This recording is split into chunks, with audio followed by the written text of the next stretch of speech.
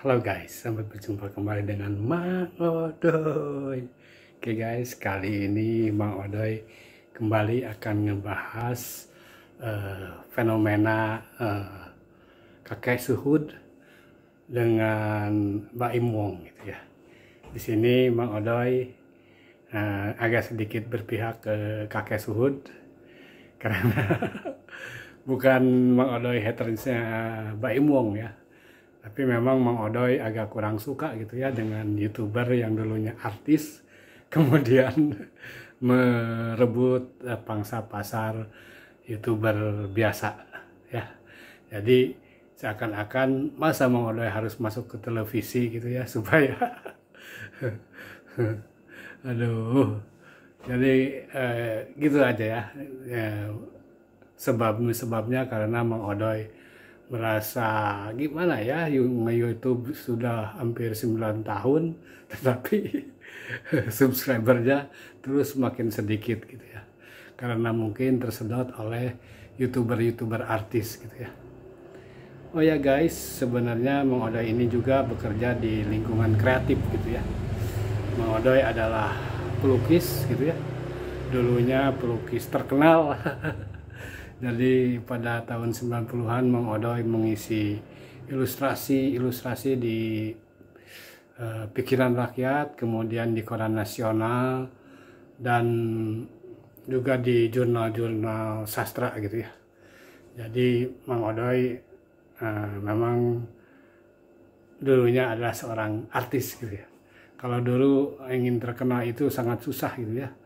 Kalau sekarang kan sangat gampang gitu ya. Kalau dulu kita harus memasukkan karya itu ke dalam media massa yang berbentuk majalah, kemudian koran dan lain-lain, karena mau masuk televisi itu ya sangat susah sekali guys ya. Wah, sangat antri ketika Mang Odoy masuk televisi pertama, karena Mang Odoy pameran itu tahun 92-an gitu ya di UPI Bandung, IKIP Bandung dulu. Mang Odoy masuk apa ya, lensa kaca gitu ya, TVRI Bandung gitu ya. Wah, itu sangat heboh gitu ya di lingkungan Mang Odoy dulu di Taman Sari gitu ya. Kalau sekarang sih ya pengen terkenal ya paling bikin gosip yang gimana gitu ya, karena kayak kakek suhud itu kan ketiban rezeki gitu guys ya. Dalam media massa memang menurut Noam Chomsky juga kan media adalah senjata gitu ya. Memang disinilah orang-orang yang pandai memainkan media, maka di situ akan menemukan ubermensnya, apa, kekayaannya atau kekuatannya gitulah ya. Nah, di sini Mang Odoy akan mendirikan sedikit apa ya, mungkin perasaan Mang Odoy gitu ya, ketika Mang Odoy juga kalau bertemu artis meskipun benci, tapi kalau ada orangnya pasti pengen dipoto gitu ya. Semua artis yang ada di Indonesia Mang Odoy rasa pernah dipoto, dan hanya kalau teman-teman dulu Mang Odoy nge-YouTube itu hanya untuk menyimpan untuk keluarga gitu ya, untuk ini apa, disimpan di YouTube gitu biar nggak hilang gitu. Taunya kalau tahu gini, dulu waktu ketemu orang-orang terkenal itu bukannya difoto, mungkin di shoot aja pakai HP gitu ya. Tapi dulu kan tahun belum canggih gitu ya, HP, kemudian kameranya juga kan harus handycam Sony gitu, apa, mahal-mahal gitu ya. Kalau sekarang kan HP biasa juga bisa langsung shoot gitu ya. Nah guys, fenomena kakek suhud itu sebenarnya Mang Odoy rasa itu adalah penggemarnya Baim Wong guys. Jadi seperti masyarakat biasa, kakek suhud adalah penggemar artis-artis settingan gitu ya. Mungkin dia terpengaruh bahwa itu ada artis nih yang suka bagi-bagi duit, ikutin ah. Nah, itu dia mengikuti Mbak Imong karena dalam hatinya mungkin Mbak Imong itu baik gitu ya. Karena di setiap ini dia sangat jago sekali membuat image bahwa Mbak Imong adalah baik. Mungkin kalau sekarang itu zamannya Doni siapa ya yang orang Soreang itu, Doni Salmanan gitu ya mungkin ya. Mungkin kalau orang biasa lihat Doni Salmanan sekarang pasti dikejar kayak Mbak Imong juga gitu. Jadi memang padahal itu adalah konten. Mang Odai rasa baik Doni Salmanan itu adalah konten doang gitu ya. Mungkin di balik kekayaannya itu ada sesuatu rahasia gitu. Seperti juga misalkan Mbak Imong di balik kebaikannya pasti ada satu rahasia. Atau Raffi Ahmad pasti ada satu rahasia di dalamnya gitu ya. Kita tidak tahu. Dan terkadang penonton YouTube mereka itu terbawa arus gitu guys. Jadi seperti misalkan kemarin gitu ya, Mang Odoi lihat Ria Ricis gitu ya, sahabat Mang Odoi. Mang Odoi pernah satu kali ketemu Ria Ricis lalu difilmkan gitu ya, jadi dianggap sahabat. Tuh ya, di situ lagi R-nya orang tua ya guys. Jadi merasa lebih ini ya, kayak Mang Odoi lah, kayak kakek Suhud gitu ya, pensiunan gitu. Jadi post power syndrome-nya di situ gitu. Jadi ketika mungkin sebetulnya yang kasihan itu Mang Odai rasa bukan Mbak Imongnya, mungkin itu si kakek Suhudnya, karena secara kejiwaan itu bagaimana ya diombang-ambing gitu oleh media gitu ya, diombang-ambing, dimanfaatkan oleh Nikita Mirjani, kemudian masuk ke sini, wah sampai gua belak-belok gitu ya. Mang Odai rasa Mbak Imong kok nyangka sungguh kejam. Mang Odai rasa ketika Mbak Imong menyangka bahwa si Bapak Suhud itu adalah seorang pengemis. Padahal kan mungkin aja ditanya lebih lanjut, ada apa-apa gitu, jangan marah-marah gitu dong gitu ya. Sopan lah kepada orang tua ya. Jadi sebagai YouTuber yang bijaksana mungkin harusnya jangan sekonyong-konyong marah begitu gitu. Karena kan misalkan mau mepet-mepet juga kan dia orang tua gitu ya, kelihatan kan orang tua gitu. Dia kan dari badannya juga kan bukan pengemis itu kan. Kenapa Mbak Imong ngomong langsung pengemis? Yang nyebut si kakek Suhud pengemis adalah bukan si kakek Suhudnya Mang Odai rasa, tapi Mbak Imongnya ngomong mengemis-ngemis. Mengemis dalam artian minta gitu ya, minta dibeliin ya itu wajar karena dagang gitu. Adapun untuk dia menyusul Mbak Imong itu kan euforia rakyat jelata menghadapi artis yang terkenal suka-suka bagi duit gitu ya.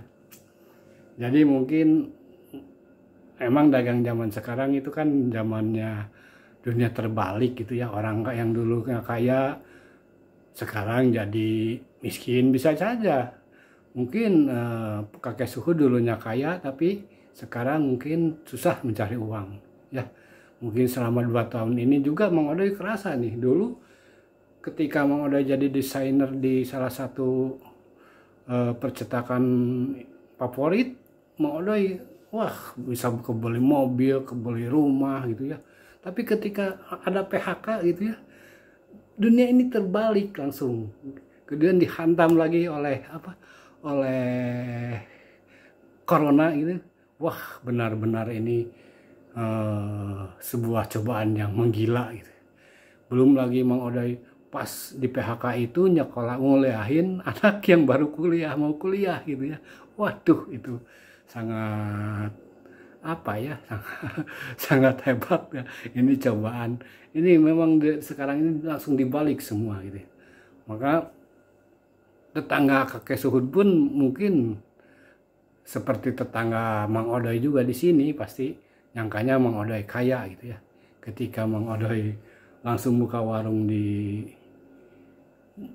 pasar di Balubur, kemudian karena bangkrut lagi selama setahun, dihajar lagi sama corona, lalu kemudian dagang di sini, Mang Odai para tetangga heran loh, kok si Pak Dodi gitu ya berjualan permen gitu ya, jadi tanda tanya gitu ya. Padahal memang ini dunia sulit gitu ya.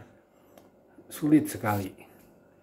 Jadi uang pesangon yang ratusan juta bisa langsung habis gitu, amblas gitu ya, ketika Mang Odoy tidak kerja.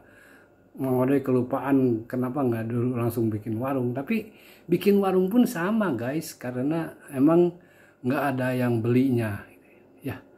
Mungkin Mang Odoy mau kayak kakek Suhud bawa ransel gitu-gitu, mungkin lebih laku begitu daripada berdagang kayak di rumah Mang Odoy ini ya. Karena apa guys, katanya wah si Mang Odoy mah kurang canggih, kok nggak pakai nggak pakai Bukalapak atau Tokopedia. Gimana bisa laku guys?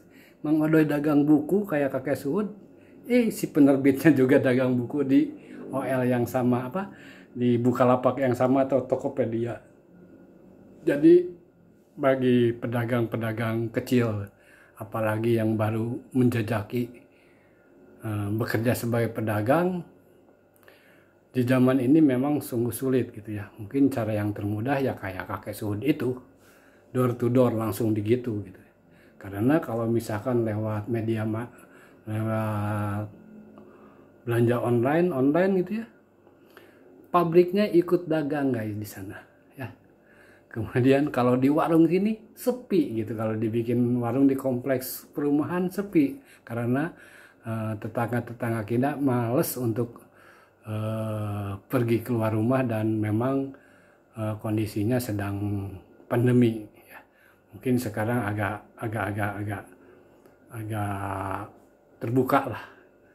Jadi kebingungan nih dunia ketika bangun, jadi kita kayak ashabul kahfi gitu ya.